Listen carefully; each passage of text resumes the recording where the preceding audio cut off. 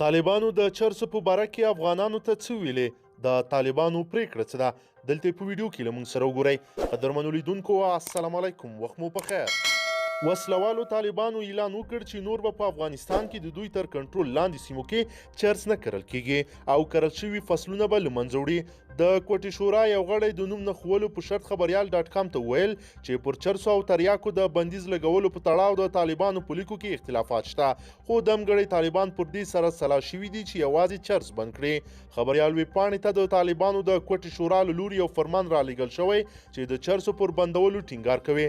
فرمان چې ظاهرا د طالبانو د مشرتابه له لوري صادر شوی کروندګرو ته د بدیل کښت سپارښتنه کوي او وایي چې دوی د بل کښت ته راوګرځول شي او هغوی سره د مرستې او یا د هغوی د عملي لاسنیوي خبره نه کوي.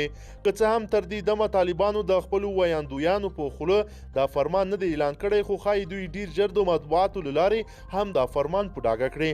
طالبانو وروسته له هغه د چرسو خلاف ګام پورته کړ چې په نړیواله کچه د افغانستان حکومت بیا طالبان د نشهیي توکو په قاچاق او مخدره موادو په کښت تورن کړل. بل لور ته اوس د طالبانو په لیکو کې دا خبره راپورته شوې ده چې طالب مشران ولې د کوکنارو او تریاکو خلاف ګام نه اوچتوي. طالبان اوس په دې تورن بلل کیږي چې د افغانستان د نښهیي توکو له کښت او قاچاق نه میلیاردونه ډالر ترلاسه کوي.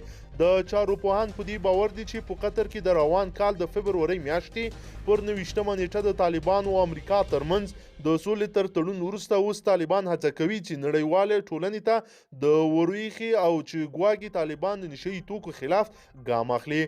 خو په لویه کې د طالبان او امریکا ترمنځ د شوي تړون په یوه برخه کې هم د نشهیي توکو په ځانګړي ډول د کوکنارو د کښت یادونه نه ده شوې. هغه معلومات چې طالب مشران خبریال ویبپاڼې ته ورکړي دي ښیي چې دواړه لوري د امریکا متحده ایالات او وسلوال طالبان د نشهیي توکو پر کر او قاچاق په دغه تړون کې نه دي غږېدلي. اوس چې د طالبانو مشرتابه د چرسو خلاف ګام اخلي، داسې ښکاري چې طالبانو د کوکنارو د کرکیلې او د افیمو د کښت په تړاو پر خپل ځان عریضه وکړه.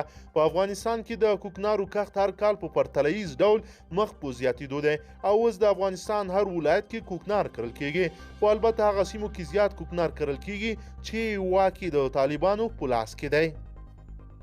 قدرمن لیدونکو نظرونه مو راسره حتما شریک کړئ.